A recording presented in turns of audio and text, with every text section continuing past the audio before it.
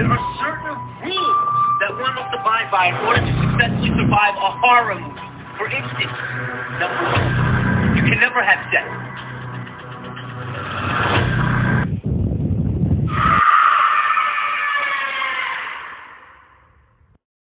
Welcome to the Heavyweights of Horror. It's your two favorite fat guys back at it again. We're a week off now. That's my fault 100%. I apologize. I double booked. I promised my daughter something, go to the beach. Didn't realize we were recording. Fucked everything up. Man, you know, like, it was so funny when I missed an episode, and you and your wife made your own episode. When do Shoni and I get to do an episode, Kyle? I mean, if the studio was at your house, you could have done it. We're going to come over one day. You're going to come in here. Her and I are just going to be recording fucking fire. You know where the studio's at. And by the way, I am Kyle, the sensei of slashers. And I'm Matt, the master of mayhem. Back at it again, guys. We did post a little bonus episode that I actually really enjoyed making. I think it was 8 minutes long. I like doing that. You know, it's fun. We need to do more of that, man. You know, it's fun to stay off topic a little bit while it's kind of on topic. So. Just vibing. Living the life of a fat man, I guess. We are back now, though. What are we reviewing? We are reviewing. Sad to say, guys, this shouldn't even be a review, but we had to do it. We said we reviewed the good, the bad, the ugly, and the ultra bad, like this one, but Imaginary, another Blumhouse failure, has to be the worst movie of 2024. It really is not good. Not good, guys. It's so disappointing, too. Like, I went into this really expecting something special, and my God, I've never wanted to walk out of a movie so bad in my entire life, but this one, boy, I tested my patience. How long was I talking about this film, man, before it actually came out? I was so excited. I was like, this is going to be good, man. I'm excited. You were ultra pumped for it. Yeah, like, dude. You got me pumped for it. I wasn't even very excited for it until you start talking. I was like, fuck yeah, maybe it is good. Yeah, maybe this is good. Nope, it wasn't. Yeah, no, yeah, man. Not good. It was bad. So, anyways, we're like I said, we're reviewing Imaginary. It's a lot like Night Swim. At one point, you couldn't turn your head without seeing an ad, right? There's ads everywhere for this movie. So, like the horror junkies that Matt and I are, we're doing it, right? We're watching it. We're full in. I think the reason they do that, man, especially on the crappier films, they're like, oh, we got to get people excited because we're not excited about it. You know, so I think that's why they put a lot of advertisements and everything out for these movies, man. The false advertisements, man, like freaking horrible. We could have skipped this review, but I don't want you guys to spend your money watching this. So wait until it comes out on a platform that you already have. Didn't you hear it actually may already be on streaming platforms really soon? It should have went straight there. Yeah, man, it was not worth what it was at $10 to $13 million budget. It was like $13.6 million. Yeah, dude, not even, man. I don't know where the money goes. I honestly don't know where the money goes because the movie doesn't look like it put $13 million into it. It honestly looks like they hired somebody who had a lot of promise in like CGI and then like editing, and I think that person let them down highly. It honestly looked like a high school student did all their graphics, their CGI, their makeup, dude. It was bad. It was a bad movie, and so I'll give you a little breakdown of the movie. I'm not going to go full in depth with this movie because it doesn't earn that right to be full in depth. We can't do it, man. Like we said, we barely want to even do this podcast, but we got to do it for you guys. So the movie follows a family moving back into the childhood house of the stepmother. After her father falls ill, and is put into a nursing home, she goes back and rediscovers her imaginary friend. It has all the tropes. It has the absentee father, the stepmom, the bitchy older sister, and the sweet little girl. Yep. Right? So she discovers this imaginary friend, Chauncey, that she left behind. Only reason she discovers it is because Alice, the younger daughter, finds a teddy bear and starts talking and spending all her time with this teddy bear, Chauncey. And shit breaks loose. There's the nosy, bitchy neighbor. The old lady. Old lady, she knows far too much for no reason. It's so funny when you first see her in the film, she's told as being the angry old neighbor who's mad because she wanted to buy that house. And then later, she shows up in the film, you're like, she's all nice and like, oh, I remember babysitting you when you were a child. I read your book. Because the stepmom is an author. She does child books, right? They're all based on her imagination, her nightmares. Yeah, and she turned into children's books. Yeah. And like, she's like, listen, the base of the story could have worked. It really could have worked. So Alice is has this imaginary friend. Everyone thinks it's cute and cool. You know, these scavenger hunts, right? Something that brings pain, happy, sad, whatever. Doesn't matter. Yeah. Okay, it doesn't matter. But the stepmom's helping her. Oh yeah, it's so cool. Yeah. Until like shit happens. So what we'll do now, we'll do our slashes first before we go into spoilers, and then I'm gonna really probably be rough on this movie, guys. Just so you know. So guys, like always, we do slashes on every one of our podcasts. One is horrible, garbage, do not want to see ever again, rather gouge my eyes out than watch. And 10 being amazing, life-changing, paramount to all films out there. Generational, maybe? Generational, saga, like whatever you want to call it, that's what 10 is. It's basically like if Mother Mary and Fergie had a baby. That'd be a 10? Sure, it's 2024. God. Get with the times, Kyle. I was going to say like Father Time, but then I did that analogy. I lost my words, and I was like, oh shit, I'm stuck.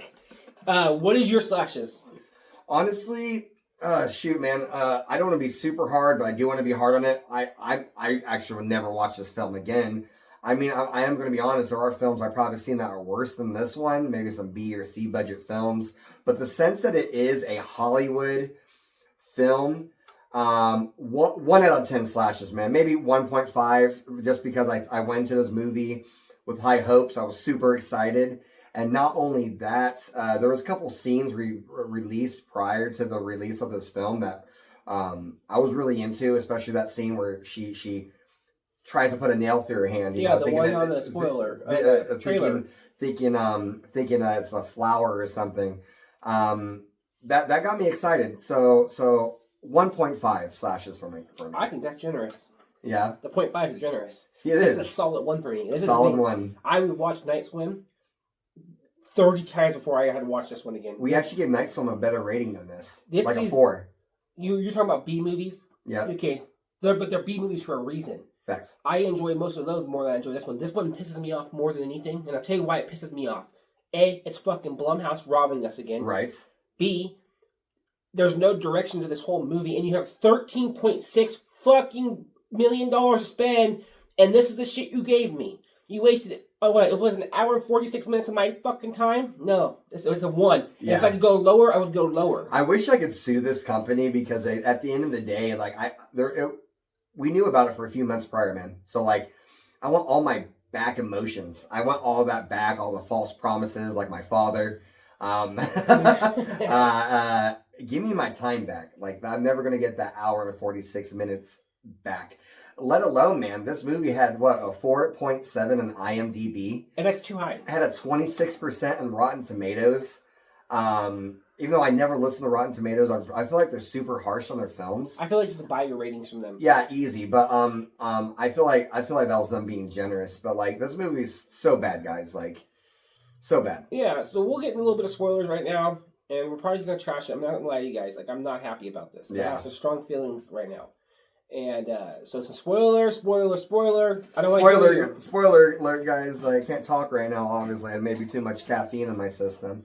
But yeah, we do a lot of spoilers. I like to do spoilers. Kyle isn't so much about them. He likes to give you guys a chance to actually go watch that film. But I say, if you're watching our podcast, man, sucks to suck. Here's the warning. Spoilers. I don't care this time. I'm not going to leave anything. I don't want to leave anything. I don't want you guys to watch this. I want you guys to boycott this whole movie. Boycott Blumhouse. Put out some fire. You are bored, high, or drunk one night and it's free to watch, then okay. If you're in a hospital, you just had surgery, you know how they have movies on the TV. Like, I would watch every movie but Imaginary before I watched that one movie. If you want to go to sleep now, great movie. It's like the Trazodone of movies right here. I mean, I don't think I fell asleep on this one, man, but I could see it. Couldn't. You had to watch it. That's why. Because it kept getting dumb, and the twists were so dumb, and it kept going different directions. There was no clear path for this movie. I felt like they had 20 different writers for this film, and they're okay. My turn. I'm gonna do the 15 to 25 minute spot, and it was ridiculous. Man. I feel like they brought a bunch so they did this with Suicide Squad. They had different editing crews come in halfway through. And I feel like they had different 3 different like editors come in and mash the movie together because they're like no sense of direction, right? And there were so many weird scenes. So like when she meets the neighbor, right? She meets the daughter. What was her name? The middle, the bitchy older one, right? Not relevant. I don't even remember. I had to look up their names. I don't remember their names. That's how forgettable this movie was. Yeah, man, just bitchy older sister. There you go. So she meets the boy next door, right? And he comes over, and you're thinking he's going to be a big part of this movie. Well, he comes over when they all go, he's all take you to the bar and all that. They're underage. The mom catches him. He comes over when she's watching Alice, the little girl, right? By themselves, home alone. He's like, "You want some pills?" Right? And she's like, "No." He goes, "I'll see you in the future with these pills. Yeah. Oh, let's drink." And he spills the liquor. And she said, "Go get." Oh no, it was like a bottle of liquor that was there, and he all picked it up. Wasn't it like some cheap ass alcohol too? Yeah, it was like some Jim Beam. I think it was Jim Beam whiskey, bro. It was just something Like he had 2 bottles and he dropped one on the floor. Yeah, so they're trying to clean it up. He's upstairs in the bathroom, and that's when he first sees Chauncey, the stuffed animal, right? And that's what remember that he saw Chauncey. The mom saw Chauncey. They all saw the bear. Okay, that's a key point. I just realized that he's seen the bear. They all did. Every one of them did. Yeah. So this is what I'm saying. Remember that because it's the key. What the fuck are you guys talking about? Moment, right? Yeah. So first off, he sees the bear. He's taking a piss. He gets nervous and scared. And then he goes on the hallway and he sees a drawstring, the largest drawstring in the world, going the length of the house, right? And there's a jump moment with the teddy bear. Oh my god, the moms come home. They're pissed. Happens to be allergy medicine. But then we don't see the kid ever again in the film. We did not. It's like maybe he was like, screw that house. It was probably scarred him, man. It doesn't make sense. But regardless, no, that's actually my favorite scene in the movie. It was like, we found this on your son. Well, those are allergy meds. And like, it was so funny. He was all acting like he's like, I'm tripping out so hard, man. Like, that was funny. I laughed at that part. It just doesn't make sense how they cut him out. Like, they wrote him out like he was, to me, it feels like he was supposed to be a big aspect of this movie. And they're like, nah, fuck that guy. Yeah. No, that's crazy that you bring that up because when she's having that the little girl is having that therapy session with the therapist, and then the stepmom comes up and she's talking about the bear, and the therapist is like, "What bear?" I remember watching that, everybody in the theater was like, "What?" Yeah. Like, they were confused because everybody, like you said, seen the bear, but all of a sudden it doesn't exist. And then they started playing all the scenes as if she's playing with a bear, but it was like nothing there. Like she went to grab it and she's holding like nothing. Yeah, Dude, it was just trash. it doesn't man. make sense. It didn't make sense. She during the therapy session, the little girl's talking to Chauncey, and Chauncey's talking back to her, and the dumb fucking therapist. Now, mind you, this girl's like 7 years old, maybe. She's all.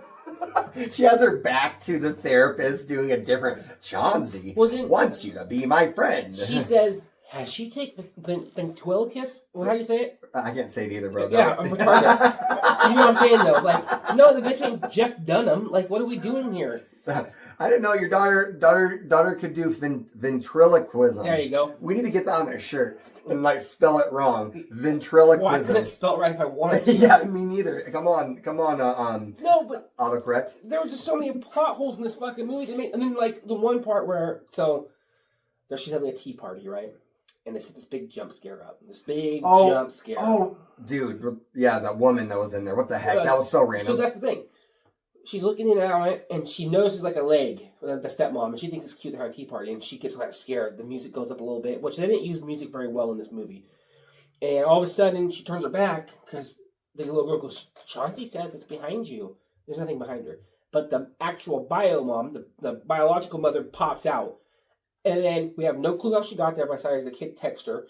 And she's never, ever seen again. We don't know why she was there, who she is, what's wrong with her. She disappears from the film completely. Yeah, maybe she got locked back up because wasn't she in an insane asylum? But then why have it in the movie at all? Yeah, that wasn't needed. Just like the other scene where the old lady is talking about how she knew the stepmom when she was a kid, talking about how she knew about Chauncey, and talking about how she knew about the scavenger hunt. Yeah. And how she knew about that door. Like, the fuck, bitch? Like, you knew about this door. You knew she went in this door into this imaginary land, and you didn't say shit. What kind of person are you? No, like, dude. She goes in it with her. So basically, The whole goal of this scavenger hunt is like a spell to open a small little door in the basement where you go into the imaginary land. Yeah. It's everything that the one lady thought, because we find out the imaginary friends are actually spirits from different dimensions. Some are good, some are bad. Mm-hmm. But if you leave them, they get pissed off, right? Yep. So there was chances this movie could be good, and the fucking old lady's like, yeah, I did it with you. I went in the door with you. Yeah, no problem. Bitch, are you stupid? What? You let that kid do that kind of stuff and just you followed along with the child? What kind of babysitter are you? We fast forward in the movie. The thing is, wasn't like she wanted to be part of that world, and she's like, I need to get back there, but she needed her to do it. We started writing books about it and shit after they moved out. Yeah, people thought she was crazy, and she's like, nobody's going to believe me. Like, this imaginary land is going to give me my most wildest dreams, and like, she wanted them to be trapped in there. She shut the door so they couldn't get back out. Yeah, the little girl eventually makes her way in there, and then the older stepmom and the bitchy teen, they are looking for her now. Can't find her. The old lady comes like, oh, I know where she's at. Oh yeah. And like, there's a scene where they're doing the scavenger hunt, and they need something that brings pain. And the thing that they did wasn't painful enough, so the fucking mom just... She's like, I don't like you. Yeah. She was like, your mom doesn't like you. You're a horrible... She was all talking mad shit, bro. Yeah. I was like, whoa, holy shit. Talking about that scene, remember she just stabbed her fucking hand, bro? It was so dramatic. Yeah. She tried to cause herself pain, but apparently that wasn't painful enough. Yeah. Dude... And then the way they get out of the place, so they go into the door, the imaginary land. Oh, and they paint like that blue thing on the wall. Yeah. And then it opens up. Yeah. And you heard about the painting that inspired the imaginary land. There's a famous painting with all the stairs, right? Yeah, the upside down stairs and shit. Yeah, so they're in there and they're being chased. Well, the old lady gets fucking eaten by a giant teddy bear. The dumbest creature I've ever seen in my life. Dude, that was like a giant puppet, wasn't it?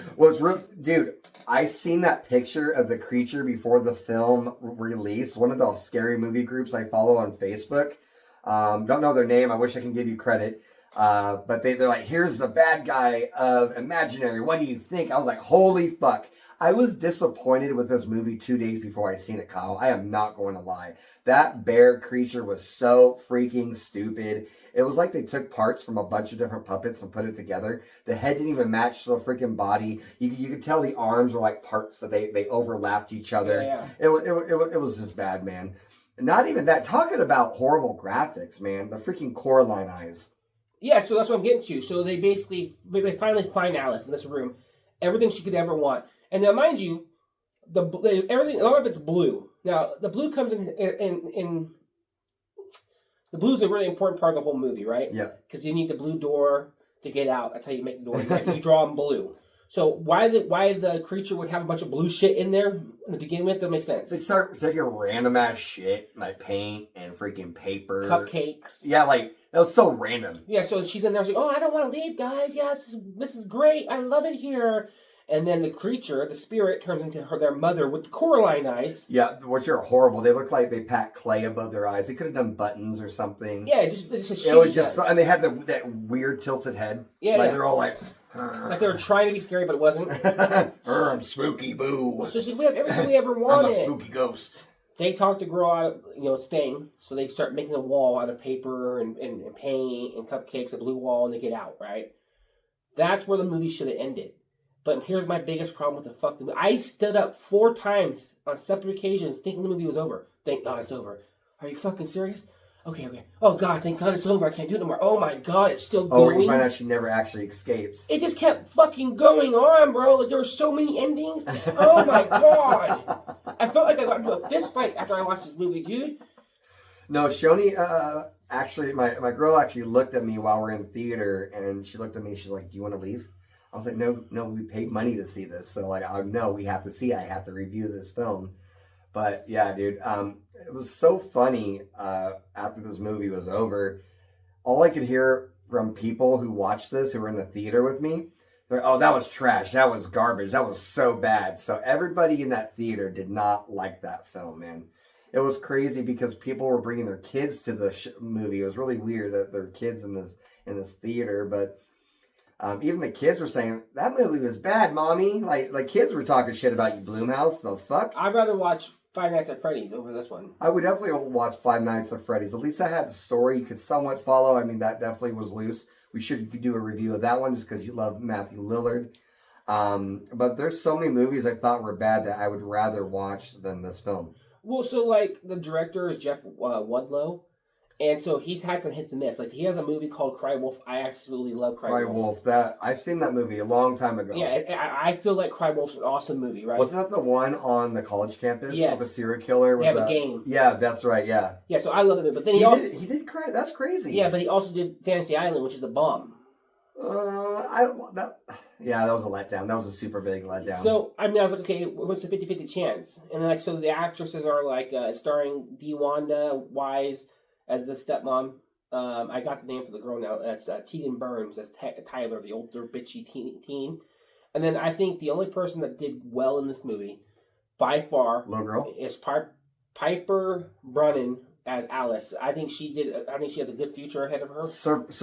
Surprisingly, a lot of the kid actors are like do way better than a lot of the adult ones. What was that other movie we did with that little girl who had that imaginary friend with that weird looking mom thing? Wait, I think I'm mixing a bunch of movies. Night Swim, I think. It wasn't Night Swim. It was another one where they were like, where she was beating her sister's ass. Remember, we did a review on it. Was it Cobwebs? Was it? No, it wasn't Cobwebs. Lights Out? No. Damn, I know what you're talking about too. Wow, hang on, let me go back and look. That's crazy. We gotta look at our movies we reviewed, guys. It's hard because you do so many movies. Yeah, we watch so many movies anyways, man. So it's kind of hard to keep movies straight. It wasn't Smile. It wasn't. I don't know where that movie is. Did I just not edit a whole episode? Remember, wasn't there an episode that was so bad that we couldn't post it? Oh yeah, what was it? What? Damn. I don't remember, but I know what you're talking about. Yeah, but no. I know what it was. Boogeyman. Yes, the Boogeyman. So where was I getting from? Oh yeah, in that movie, the little girl was the best actress in the whole film. So like these little kids are putting forth such a good effort, and the adults in these films, right? This movie's trash. Like I'm not going to try hard to act, but yeah, no, the children actors, dude. Like I don't know how they get it. That's where their natural talent. This is just they're so young, they're so natural at it. Man. It's just so hard because like they didn't build the relationship with the characters. Like I didn't believe it. Right? If I go into a movie, I want to believe those characters are actually related. They actually have love for each other, hate for each other. This one is just look like they phoned in. Like I didn't feel the connection. Yeah, I think the daughter actress and the stepmom actress didn't really get along because did you see that teenager though? What? Did you see I don't know where I was going with that. I think they just didn't even see, she just acted like she resented the stepmom the whole time. Oh yeah. She was really. She was always like giving her weird looks and like I don't know, man. They just had a crappy relationship. Like she's like, oh, why does this person have to be my stepmother? You know, like yeah. I feel like some random woman he fell in love with. Speaking of all that, the dad was in the movie for the first 30 minutes, and then he went on the road and just, she never called her husband saying, hey, the girl's missing, hey, there's some shit going on. No, he just got a cabin and left. Like, what the fuck? Was he in the end of the movie? No! Where the fuck did the dad go? He was doing a concert somewhere. He actually did come back when she thought she left the blue roll, and then he was in the fake. Wait, was he? Yeah, no, he wasn't a fake, but it was over like 5 minutes, and then she wakes up, whatever. And he's gone. So he literally wasn't in the movie pretty much at all. Isn't that like your father, Kyle? Is yeah, that but like, sometimes not. Dude, like what is happening? Is that why you're sad, Kyle? No, I don't give a fuck. I'm too old. Kyle and I both have daddy issues, so hey. So hey now. Matt gave it a 1.5. Being 1.5. generous, I gave it a 1. That's the review, guys. I mean, honestly, I don't want you wasting your money. Right. This review is very loose, guys, and I know we didn't really have any direction because again, this movie was so confusing. A lot of multiple different endings. Felt like a bunch of different writers. They try to add too much into this movie, and then it turned into some sort of clusterfuck. I think they just lost it. Like they failed. This was a horrible fail. Hopefully they refund all of us, man, for time and anguish and I want to say intrusive thoughts. I want to say this. What? I want to say something. I'm dead serious right now. I'm tired of being promised the scariest movie. First off, if it's PG-13, it's not the scariest movie. It's not. It can't. It's impossible. Okay, and I'm tired. I'm so sick of Blumhouse. I used to hold Blumhouse to a high standard, and you guys know how I feel lately, right? Doing this to us. They got a $13 million budget, and this is the fucking garbage they pump out to us, right? It's getting to the point where I'm so fucking irritated with it. I don't even want to watch a Blumhouse movie because I know the chance of it being good is very slim. We have to like stop giving them money at some point and hold them to a higher standard, or they're going to keep pumping out shit. Is it possible that they have like a contract where you have to release this number of films within like these couple of years? Some actors probably do. Like I know Matthew Lillard, speaking of my guy, he signed a 4 movie deal with them. Blumhouse, yeah. Was it Blumhouse or Blumhouse? It's Blumhouse. Jason Blum is the owner. And I mean, at one point, I felt like they really cared about horror, but they're actually really doing a disservice to the horror genre. They're turning people off. Like, this is a movie. I've heard people say, "Oh, it's a starter movie." No, I wouldn't even introduce. Oh yeah, they just said this is good for someone like a teenager or something. And I wouldn't do that. I would not. If you let's say you'd never watch a horror movie, and I want you to be, I would never introduce you to this movie first because they could turn you off to the whole genre. Nope, not doing it. I'd rather go watch romantic comedies. Yeah, honestly, dude, it's sick. So did you say you really liked the Twilight series, Kyle? No. Tell your fans. No, he said what was it? Eclipse was your favorite one? That and Matt, dude. Matt's weird, bro. Matt's weird, bro. It's okay, Kyle. No, listen, I'm not gonna lie to you. I don't think it's a horror movie. I don't think it's a vampire movie. But when it's raining outside and it's cold day, and he sparkled in the sun, really did it for you. I just, bro, like the fight scene in Eclipse is pretty dope. I'm not gonna lie. I think the fact and all that makeup, man, just got you going. It's love okay, it. man. I was Team Jacob. No, actually, I think Jacob's a punk, dude. It's all about Edward, my guy. Yeah. I love his chest. This is actually going to turn into the heavyweights of Twilight podcast. So stay tuned. Team Edward, baby. So instead of a game like we usually do, this put me in such a messed up mindset. I didn't come up with a game. I came up with I got some horror movie news though to share with you guys. So we got Beetlejuice 2 trailer released. We posted about it on our TikTok. Just so you guys know, I'm not really a fan of Beetlejuice. Never have. Not the fact that it's a bad film. I know it's super iconic, especially for the 80s and 90s. It came out when? 90 or 80? In the 90s. Regardless. Maybe 89. I think the late 80s, yeah. I just never got into it, man. And like the graphics, the animation, the claymation, man. It's because you watched it later as a dog. We almost lost our friendship. I didn't watch Beetlejuice as a child. No, I watched it as an adult. So that's probably why. Me and my mom watched it every year together. So it holds a special place in my heart. I love Beetlejuice, right? I mean, I absolutely do. But it's set to release September 6th, which is right in time for me and my wife go to see a scary movie every anniversary. Our anniversary is 9/11. Awesome. So we're gonna go see. Very, very memorable. Can't forget it. Can't forget it, man. And of course, it's starring Jenna Ortiz. It has Michael Keaton returning and Winona Ryder returning, which I'm pretty pumped for. Michael Keaton as one of his best characters he's ever done is Beetlejuice for sure. We also got big news for Scream fans. Upcoming Scream 7. Neve Campbell makes her long-awaited return to the franchise that she made, releasing sometime next year. I'm guessing around Halloween. They were going for a Christmas release, do a Christmas style one, but that got messed up when they fired Melissa Barrera and the director dropped out. And then also Abigail coming out next month on the 19th. I think that may be one of the best. That I'm hopeful for that movie, man. A little girl they kidnap and she turns out being a fucking vampire. Well, not even like a vampire, the vampire's daughter, like the Dracula's daughter. Yeah, and then she starts doing like parkour shit in the bedroom and shit, dude. Like that seems kind of. I think children as like a monster or a ghost or a zombie. I think that's scarier when they're children, bro.